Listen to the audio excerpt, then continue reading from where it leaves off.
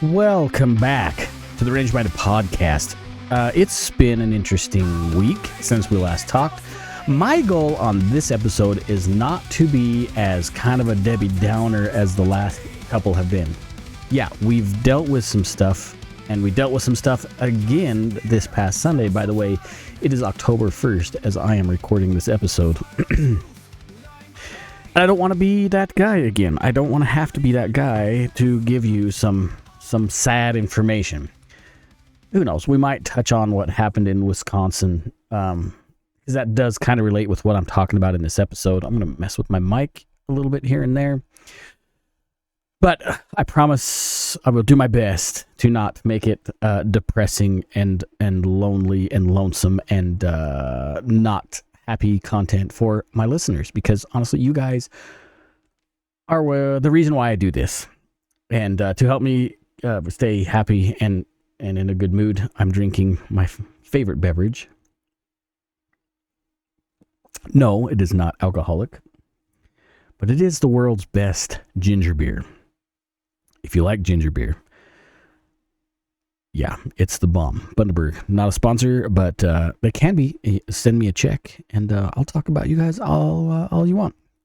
It's a product of Australia, so chances are they don't want to be talked about on a podcast talking about Second Amendment and self-defense and mediocre violence and dry American humor, that kind of thing. They probably don't want that. But if they did, they definitely have a home. So good. By the way, I'm Steve with the Range Minded Podcast. I'm so grateful to have you here. If you feel so inclined, you can find the podcast in other places other than where you're watching or listening now. I am on Spotify for your listening pleasure, or other podcast platforms, wherever you find your podcasts. YouTube, Rumble as well, if you want to see my beautiful hairy face. If you notice the goatee's coming back, winter's coming, and I need to keep this beautiful face warm during the cold Idaho winters. That's just how it's got to be. No matter how gray it is or ratty it looks, I'm going to grow it back, and I want to grow it longer than I had it a few months ago. We'll see how that goes. Being married often changes my mind about how I think I should look. Married men probably understand what I just said right there. It is what it is. I love you, honey, by the way. Completely joking. Not. Oh boy. I wasn't joking that I loved you, babe. I do love you. I'm digging a hole in the ground. Let's just jump to the content of this video. I recently got an email from a listener or a viewer or whatever, somebody who follows the podcast, which honestly, I really enjoy reading comments in the videos. I love getting messages. Again, I'm on X at Range Minded. You can jump on Instagram, Range Minded Podcast, Facebook, Range Minded Podcast. I haven't been on TikTok as much as I kind of hate TikTok. I'm not a 14-year-old girl, so it doesn't tend to suck me in as Twitter does, because I must be a boomer. So I enjoy Twitter or X or whatever you want to call it. I spend a lot of time on there. And yeah. Oh, you can also send messages through the website, which I think is how this gentleman sent me the message, rangemindedpodcast.com. Anyway, should we get to the message instead of me just talking randomly? This is from Timothy, and this question I think is important because I think a lot of people have this same question. It says, Range Minded, I have recently started looking for an EDC after letting go of my Smith & Wesson 40. Drawing a blank on what the model is. That's fine. At any rate, I have right now... I better try that. At any rate, all I have right now is a 380 snub nose, 5-shot revolver. I'm feeling very vulnerable to say the least. I understand that. Any suggestions for a semi-auto 9mm or something with more this 380? I think he meant more than this 380 that I'm carrying. Gotta run. My self-defense chatter group just kicked in. Thanks in advance for any guidance or suggestions. Well, Timothy, I do in fact believe that you are not alone in this question. I promised Timothy I would address this first things first in this episode. When it comes to answering this, I was going to respond in an email, and in very short order, I realized that this email would have been so verbose and so boring that I would lose this individual as a listener, and he would share it to his friends, and nobody would ever nominate the Range Minded Podcast at the Gundies Awards at thegundys.com for the new podcast of the year. Nobody would ever do that. So I figured I better just answer it here on the show, because it is going to be very lengthy and in-depth, and it just wouldn't be a fun read. So let's start this way. When it comes to carrying a gun, there are so many options and so many things that we have to consider, and I'm going to do my best to take in all those considerations to help you focus on a good carry firearm. First things first is you were carrying a 40 caliber, which is fine. It's a little expensive to shoot. What I have a Springfield XD, one of the first XDs in a 40. It's a little bit bulky, a little bit heavy, because it needs to be, because obviously the pressures of that round, it needs to be a little bit more robust. Now it's going to feel about the same size as a 9mm, but you may see a little bit of weight reduction, which is great when it comes to carrying. Another thing we have to consider when we're carrying, and I know I'll get to your caliber and guns suggestion in a minute, but we have to consider these things first. Summertime carry and wintertime carry offer their two different challenges and two different benefits. So summertime carry, as you imagine, you're not going to be wearing as thick or layered of clothing. So that means we have to, if we want to try and stay concealed, we have to either be very mindful of our holster choice, whether it be a belly band, which I'm not a huge fan of, or other kind of holsters that really hold that firearm tight to your body. You're also going to be wearing lighter shorts, think like swim trunks or surf trunks, jogging shorts, that kind of thing. So because you're wearing thinner clothing, it's going to be harder to not print when you carry that gun. Whereas in the wintertime, you're going to have a sweatshirt on, a couple of t-shirts, or a t-shirt and a button-up or something, you know what I mean? There's going to be more clothes to help hide a larger gun, which is the benefit in the wintertime. You can usually get away with something a little bit bigger than you could in the summertime. The next thing is not just like we talked about a belly band holster, but holster selection and belt selection are huge when it comes to carrying. Because if you have a really shitty belt or a crappy holster that you bought at a big box store, it doesn't matter what gun you're going to be carrying, it's not going to be a really positive long-term experience. Those things really do matter. So no matter what gun you buy, get a good quality concealed carry gun belt and a good quality holster. If you don't want to spend a lot of money and you want a holster that kind of can do everything, check out Nick's website. Hoftac Holsters, or Hoftac Industries is what the website is, hoftac.industries.com. His holster, it can hold, I think, up to 300 and something frames now. It's very, very versatile. It's a great holster. Tell him I sent you. We're very good friends. I hope we're still friends, Nick. Hopefully we are. But anyway, so let's talk about the gun itself. Okay. Some people don't like certain brands, so I'm just going to kind of go through pros and cons of all the brands and some frame sizes that are good to consider. Right now, SIG is getting a really bad rap. There's some bad publicity out there. Did their guns malfunction? That we're talking the 320s. There are tons of reports. There's lawsuits. There's all sorts of other things going on there. You're going to have to make your own call on that. Right now, personally, I would probably avoid any kind of, at least the 320 as a carry product for the time being. Now, the 365, they're smaller. I'd almost call it a micro carry. That has been a pretty solid choice for concealed carrying. The standard capacity magazine is 10 rounds. They're, depending on what frame you're packing, it can have up to a 17-round magazine, which is what a Glock 17 carries, but not in a full-size footprint, which is nice because you're retaining good capacity of ammunition. It's okay to have ammo left over in a gunfight, while having a gun that is lighter to carry, slender, and going to be more enjoyable, whether you're a little bit on the heavier side or skinny. It's a great choice. Now, in that same frame size, you can jump to the Smith & Wesson Shield. There's a lot of new Shield variants out there. Another great choice. The OG Shield was, for that time anyways, we're talking 2016-ish and all the way probably to 2014, to about 2016, somewhere around there. That was like the most selling handgun on the market for quite a while. Now, it only had a 6-round capacity, and then you could buy some magazine extensions.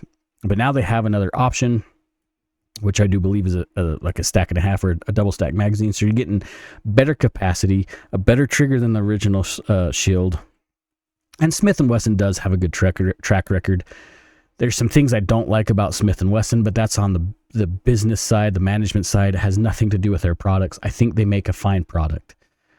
So there's another option out there for you. It is the Smith & Wesson Shield. Now we can run to Glock. I personally like Glock. I have more than one Glock in the safe. And I enjoy carrying my Glock. I have a couple of 43s. I have a 42 that I'll carry once in a while. They're great guns. Now, you can get the 43X or the 48. You're going to get better mag capacity. You're going to get a proven track record of design. What I mean by that, like we go back to the SIG 365, which is a lot like the Springfield Hellcat. I still contend to this day that the dude that designed the Hellcat is the same dude that designed the 365, because they're a pretty similar feeling gun. They're not internally, they're a little different. But with the Glock, nothing has really changed since 1984 or 85, whatever it was. It's kind of the same firing mechanism with a few tweaks, some better metal and that kind of thing. So at least with Glock, you know what you're getting. It may not be the most comfortable to shoot. It may not be the most ergonomic for some folks, but it's definitely an option. Again, the 48 or the 43X, great choices as far as something small and easy to carry. Now, if you were really concerned about barrel length and capacity and less concerned about weight, you could jump up to something like the Glock 19 or the M&P from Smith & Wesson. I kind of get a little leery. Now, I'm going to piss off SIG guys, but I just with what's been going on with the 320 line, I would just be careful with that. But still, there's a lot of agencies using the 320. Obviously, the military uses that same model. So there's that there. As far as the Springfield, we didn't mention the Springfield. I guess I hinted that the Hellcat is a good carry option. That is a great gun. But they also make things in the XD series, which are good products. There's a lot of people that hate Springfield just because of who Springfield has been in the past. I think they make a great gun. Honestly, the XDs, I believe they're made in Croatia. They're not made in the United States. I could be wrong. Originally, the XDs were made in Croatia and imported for Springfield. I do have one of the OG. I think I mentioned that. Maybe I mentioned it in the earlier video that didn't work out when I started recording. I have one of the OG Springfields, the XDM. That gun has been great. Actually, I do have another XD with the Grip Zone. It's been a great gun. It's functioned well. It's up to you. Now, next thing we have to consider, we talked about size. Like I said, you can jump up to a compact, so like the 19 frame size.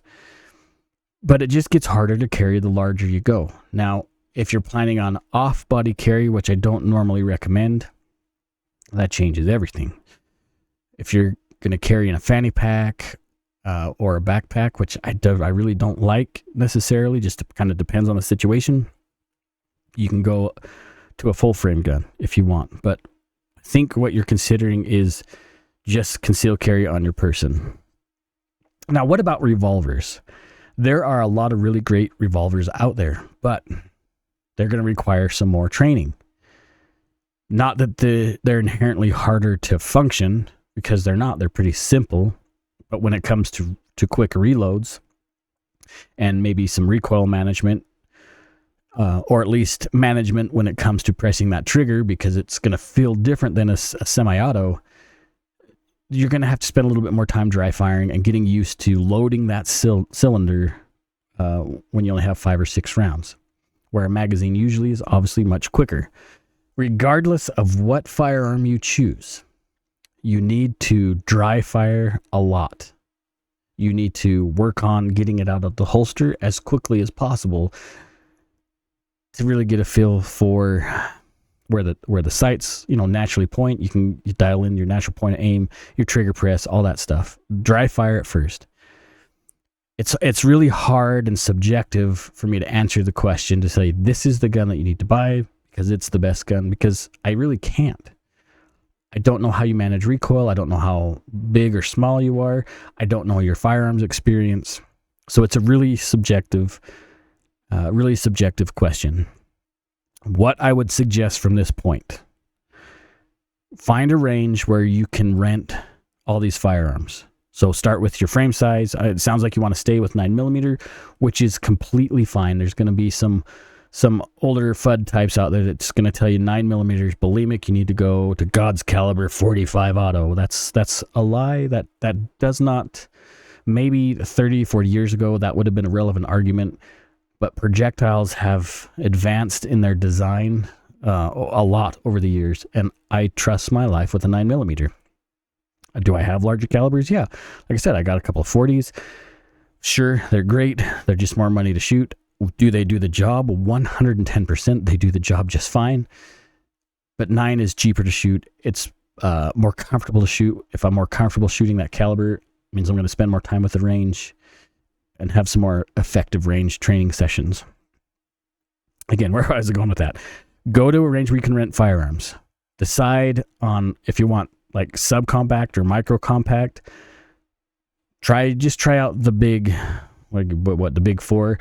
Try out the 365, the SIG 365, the Glock 43X or the 48, the Springfield Hellcat, and the Smith & Wesson Shield. Try those out. See which one you like better. Some of them have other features than other. Maybe you want an external safety, so that will get rid of Glocks and some of the SIGs. Maybe you don't care about having an external safety, so that opens the book up again. Also, don't, like, when you try out these range guns and you get a feel for them, remember, these are guns that are broken in, so they're going to function differently than a new gun. Maybe after you try all these guns out, they might have a used one that you can purchase, you can get into a little bit cheaper, which means, yeah, you can buy more ammo, but you can also invest in more training, which I highly, highly recommend, regardless of what gun you take, is gathering more knowledge, or maybe some one-on-one time with an instructor. That's always a profitable investment in the long run. So there's my long-winded answer. Hopefully I answered it for you. Aren't you glad I didn't put that in an email? There would have been like 16 strings of emails over and over again. Hopefully that answers your question. If I did, feel free to message back. I want to know what you ended up with. I want to know your experience at the range. I'd be really curious to see if my information was even helpful for you. Now, again, other listeners, if you have questions like Timothy's, feel free to reach out. Like, I'm totally cool with helping you out.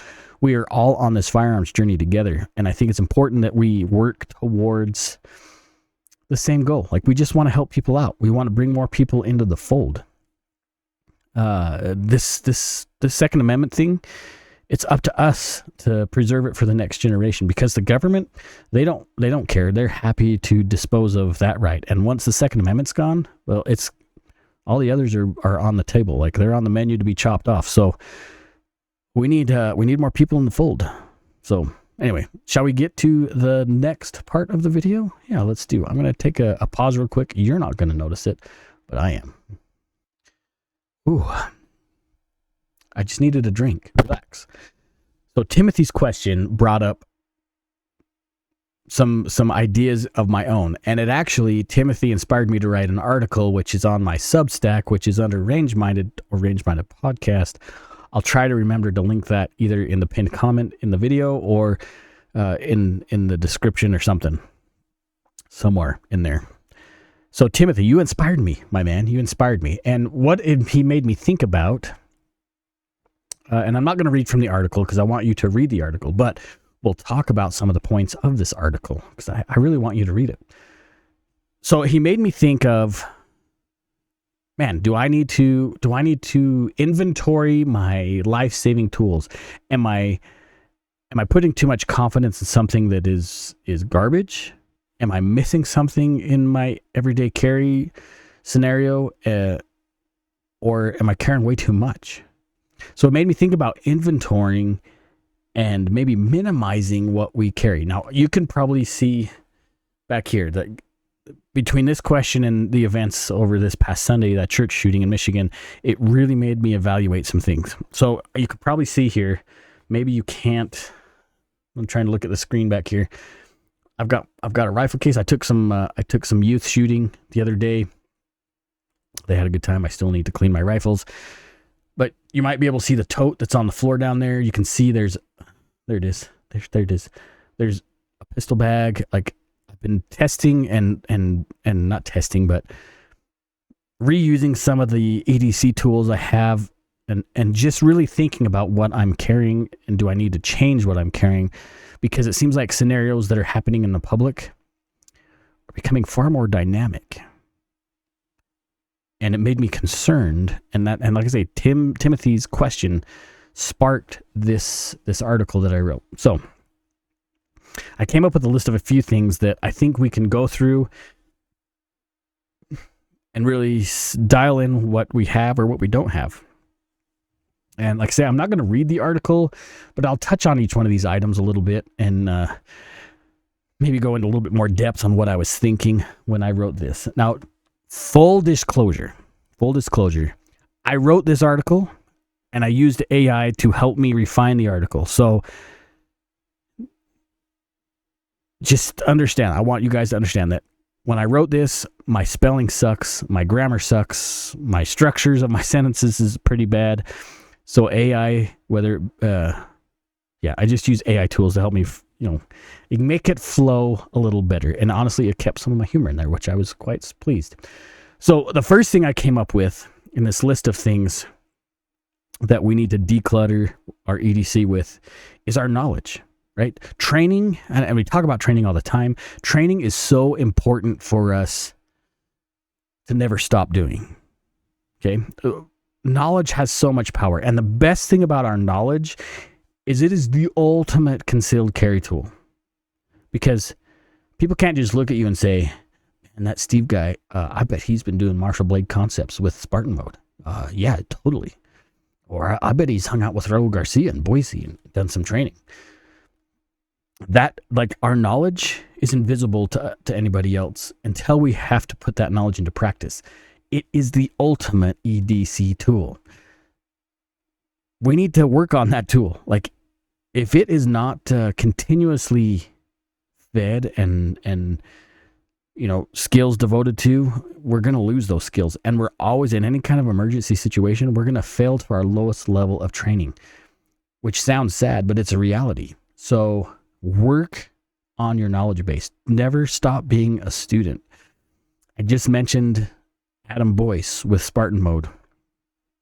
The dude is awesome. If you're looking for some edged weapon training, defensive edged weapon stuff, where he doesn't teach anything about offensive stuff, is strictly defense, he's the man to go to. Look him up, spartanmode.com. Tell him I sent you. Adam has been a supporter of the podcast and a really, really good friend for a very long time. And I would love for you to take one of his seminars. I know he's thinking about ramping up seminars again this year. He kind of took a hiatus for a bit. Maybe you can hound him because, man, that knowledge is so important. Let's scroll down to the next thing here. Oh, yes. I should have known this because this is another big deal. It's funny because, like, even though I've went through this article, I've written the article, I should know these steps by heart, I still need the visual prompts.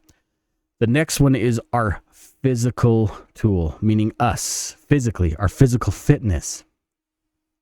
Now, all the knowledge you have in the world is completely worthless if you don't have the physical ability to execute that knowledge.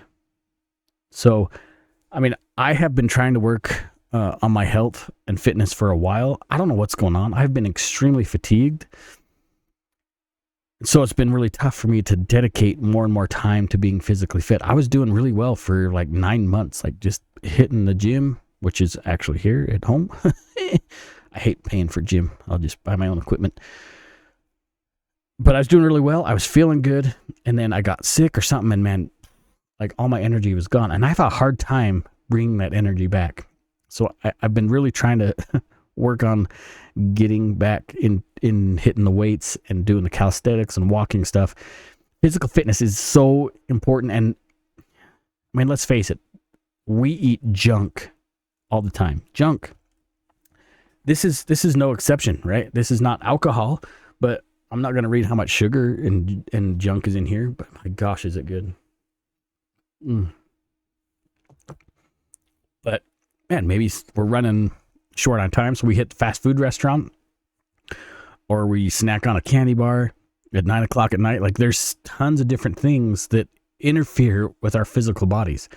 And honestly, I really do feel that a lot of these food companies that are making processed foods that we buy at the grocery store, I think they're deliberately putting garbage in our food to make us dependent. That is so not good for who we need to be. So under the physical fitness portion of this article, man, hit the gym, walk, move, put your physical fitness to the test. We have to be more healthy, especially as men and protectors of our family. It is so much more important than what we realize. And I'm talking to myself just as much as you guys. Like I really need to lose like 40 pounds. And for some reason, even when I was working out every day, man, I'd hit about the 9 pound mark and then would just kind of hover around 9 pounds lost. And I'm not weak. Like I'm not terribly overweight. I think I have a lot of muscle mass, but I just could not drop that weight. And there's ways we can do it. Honestly, I should be plugging First Form more often. They have honestly been helping me a lot on my journey. Yeah, I'm paying for them. Like I pay for the trainer version of the app. And she's been very patient with me and super helpful. So I guess I'm going to throw in this. I'll put I have a code that you can use, a promo code.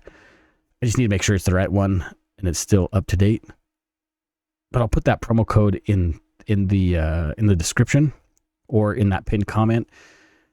First Form, like when I first met them at GunCon, not this past one, the one previous, 24, they have been super supportive and helpful, and they're awesome. I highly, highly recommend them for your fitness journey. But we need to work on getting our bodies back in shape. I think things are going to get crazier and crazier, and if we can't sprint or do 10 push-ups, well, there's probably a problem there.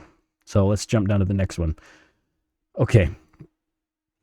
The next one I put down here is like selecting the right tools.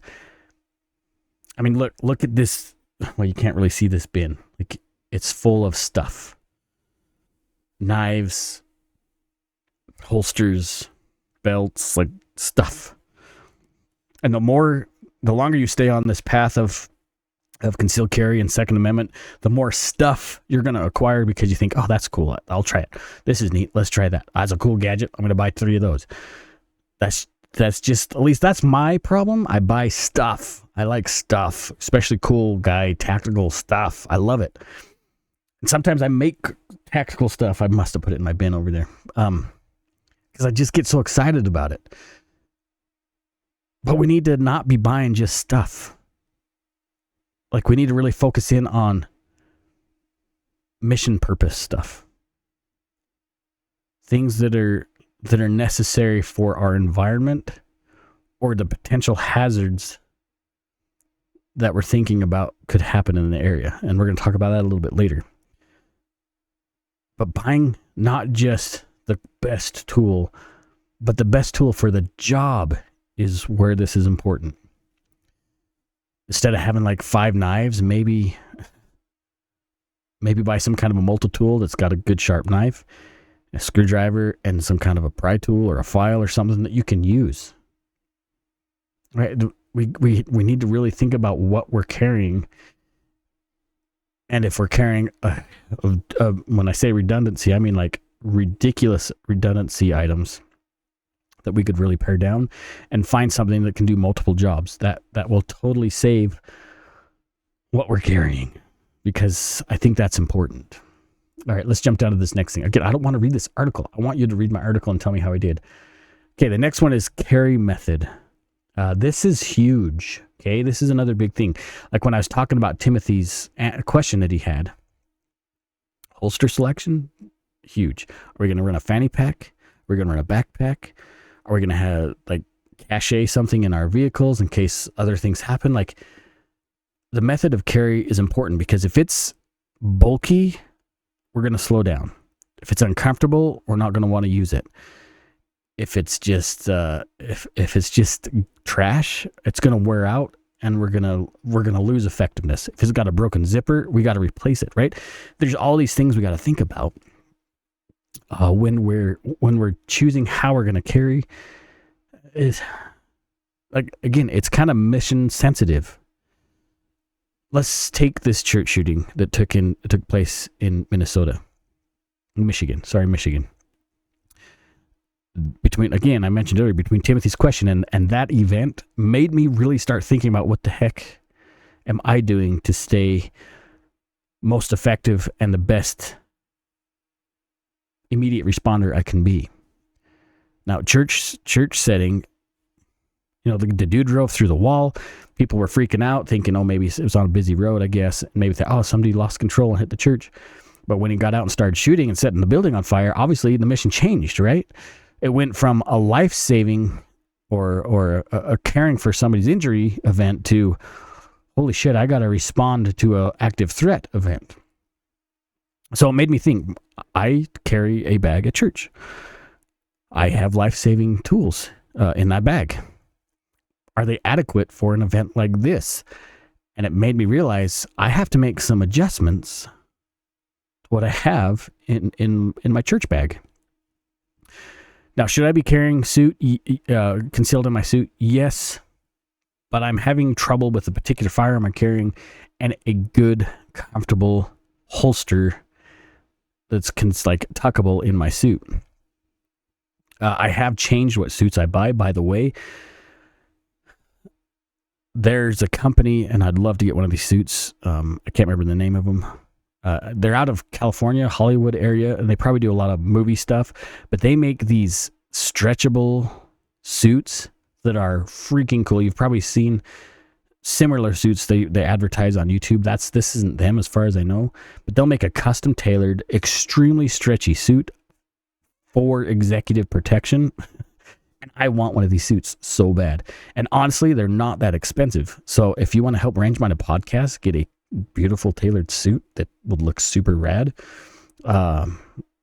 you can go to my link tree. There's a way to donate.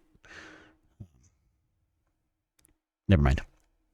But it would be rad, by the way. It would be super cool. Anyway, they make these awesome suits to where it's easy to conceal carry. They have built-in magazine pouches. Super cool. Honestly, 511 makes a jacket that's kind of the same idea, like a sports jacket that I want to get as well. And the sports jacket is more than that custom tailored suit. I think that the suit company out of California, it's like $400 for a suit, which I don't think that's that bad. But my wife was like freaking out when I told her how much it was. I think she was all for it until I told her what it was going to cost, and so she shot me down. Love you, babe. All right. We talked about understanding the mission, right? As we're out and about and we have our EDC tools on us, whatever method we're carrying, this is what I want you to do, because I know you guys are actively carrying in lots of different places, whether it be work or in some kind of a public place. I want you to really think about the worst case scenarios in this place. And if what you have on you at that very moment meets the needs of that mission, meaning that whatever event it is, chances are that there'll be very few things that you think about that what you're actually carrying on your person are going to meet the needs of that event. And this is why I think we need to get out of this mindset of like, I got a knife, I got a flashlight, I got a gun, and maybe I have my pepper spray and I'm done. Are you? No, you're not. What if one of your kids gets shot in the leg and you have to apply a tourniquet? Where's your tourniquet, bud? Oh, I guess you failed that mission. You see what I'm saying? Like, there's scenarios out there, and we're not going to be prepared for every scenario. Unless you're going to walk around with a Humvee full of stuff. I get it. But we really need to think about an EDC setup that's going to cover as much possible scenarios as possible. That's why we'll call it wargaming. I don't really like that. That's not the exact thing I'm trying to think of. But that's why Imagineering, that would be thinking about the worst event possible where you're going to be, helps you develop a process and a kit that's going to be the most effective. We really need to think about these scenarios and make sure that we're gonna that we can do it, that we can be mission specific. The other thing, it's in the article. Read the article. I don't want to give it all away. I want you to read my article. Okay, maintenance. That's the next big thing. When we train, and we need to train with all of our EDC tools. Obviously, if it's a tourniquet, get a trainer. Don't use the tourniquet you carry to train with. It's not a good idea. But obviously, firearms and knives and stuff, we can, be careful with your training knife. Use a dummy knife. We need to maintain whatever tools that we're choosing to carry, whether it be a firearm, keep it well maintained. Especially if it's your EDC, keep it well maintained. We don't want any malfunctions. Now, that includes your ammunition, by the way. You can carry ammo. Well, let's put it this way. Some powders deteriorate into the casings a different way. Now, I'm not saying they're getting moisture in them and the powder is deteriorating in itself, but sometimes as it bounces around, it kind of gets ground up into a finer powder. That's going to change the burn rate. It's going to change the efficacy. I think that's the right word. Or maybe the ammunition, it has gotten wet. And that's really going to be a problem when you need to use it. I would suggest this when it comes to your EDC ammo, and I don't necessarily always live up to this advice. I probably should, because I do have extra EDC ammo. Maybe annually, do it on your birthday. Go to the range on your birthday. Shoot whatever magazines you have of that ammo. Buy new ammo, put it in there. That's a birthday present to yourself. It's like a twofer because you get to go to the range and you're buying new ammo. Happy birthday.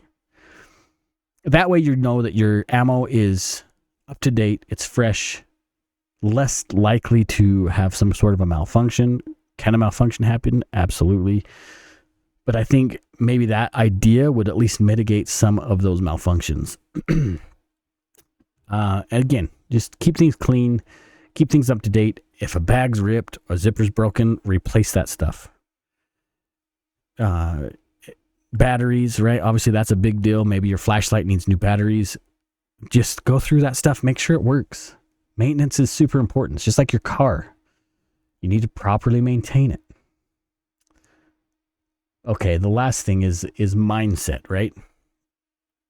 We talked about the very first thing was education, right? That is so important. Education is key to making sure everything else works, right? We have to have that information to use. But all of our education in the world is completely worthless if we don't have the mindset to use it in a scary situation. Does that make sense?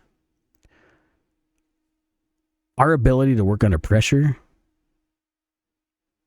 especially as somebody that's concealed carrying or in any kind of emergency profession, right? Mindset is a huge thing. Knowing how to not be a victim is a better way to put it.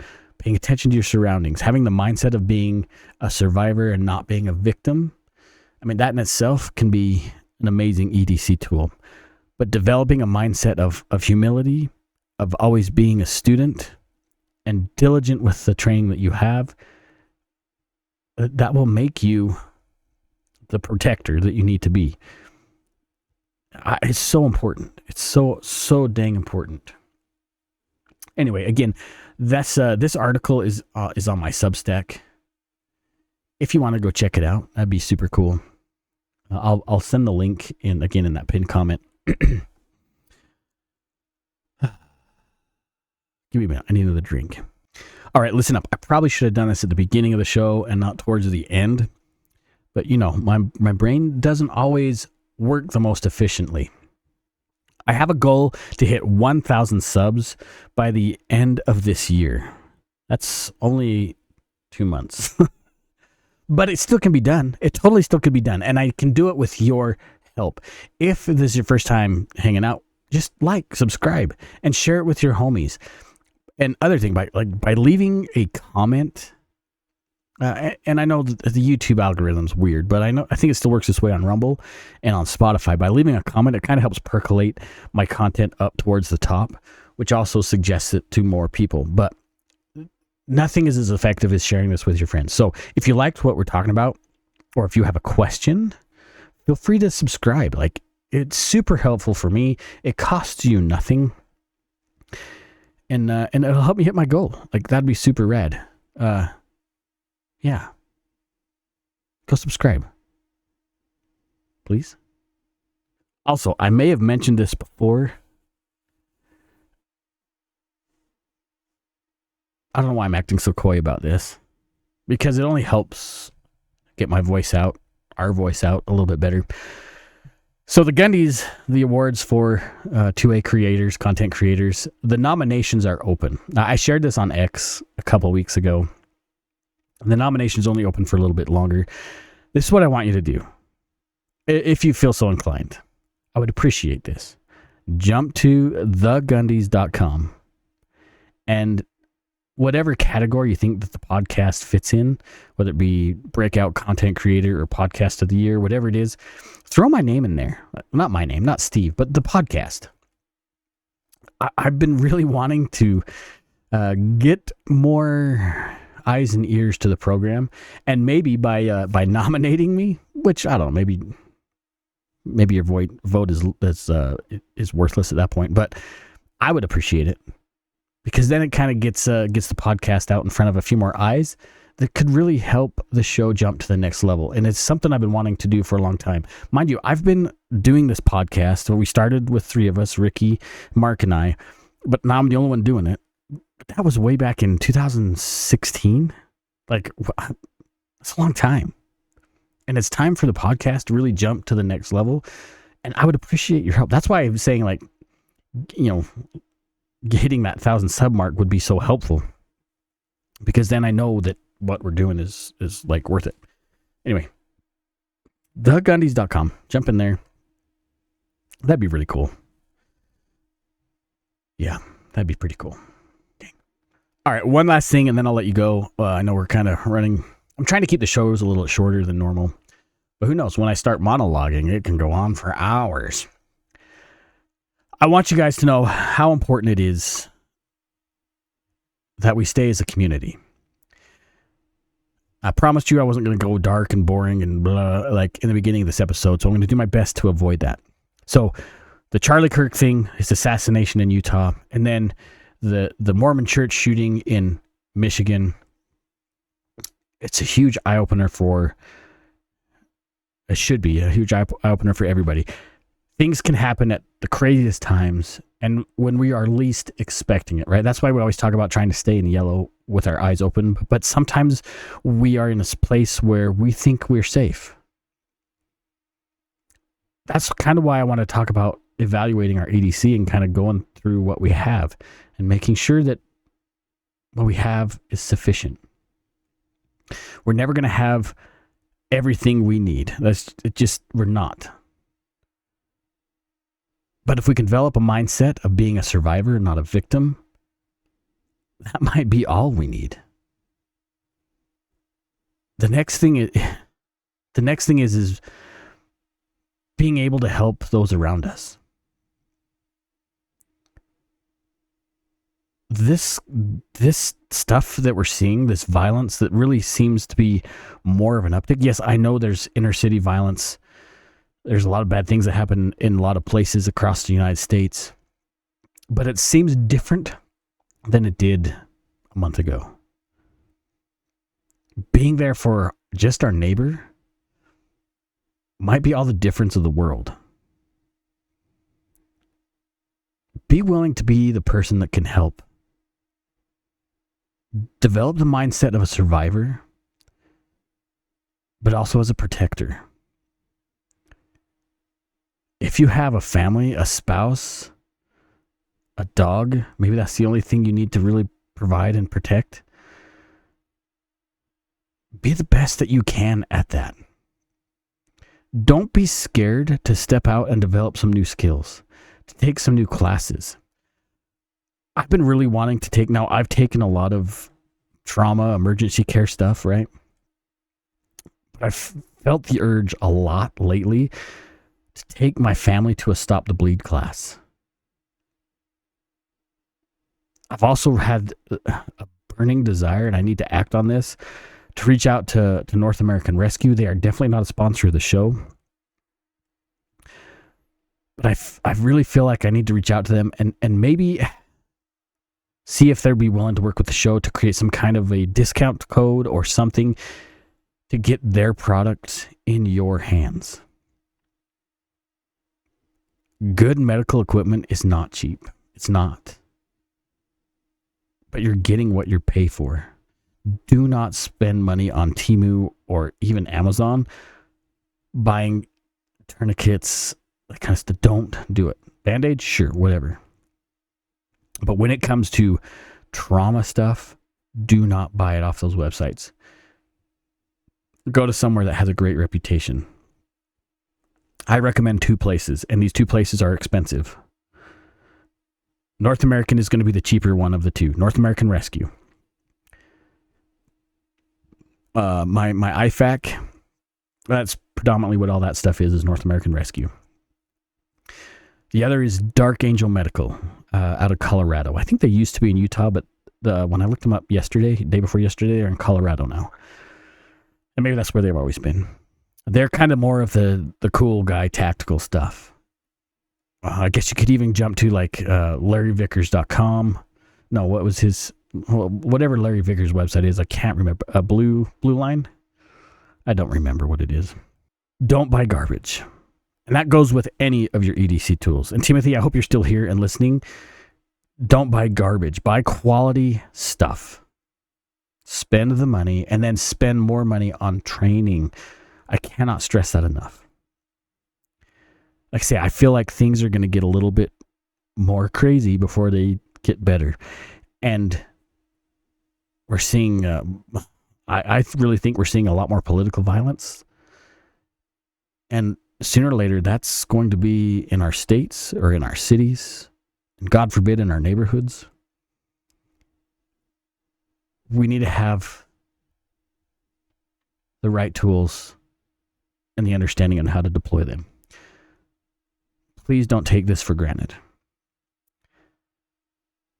If you guys have any questions, if you want any help, I'm still, Adam and I, Spartan Mode, we were going to do a class this year. It's just not going to work out, I don't think. We've had a lot of issues with ranges giving us the time of day and just our schedules coordinating. We're going to work on some other things in some other ways. At least I'm going to try to. I know Adam's been doing it on his side too, like trying to create other ways to get education out to people that have a harder time getting places. Don't forget who you are. Don't forget how powerful your voice is. Don't forget that you are important to somebody. Somebody, if they're not depending on you now, at some point they will. Be the best future you can be. And the only way that can be done is by starting right now and developing some skills. Honing the skills that you have and going through the tools that you already do have, getting rid of the clutter and focusing on good stuff. I hope that makes sense. Listen, you guys are the reason I do this. You guys are absolutely amazing. And I mean this sincerely. Like, I'm doing this for you guys. I do this because I believe my voice matters. And I know somebody out there listens. And I'm doing this for you. You got this. Stay safe. Stay vigilant, stay armed, and stay range-minded. Till next time, guys. Stay safe.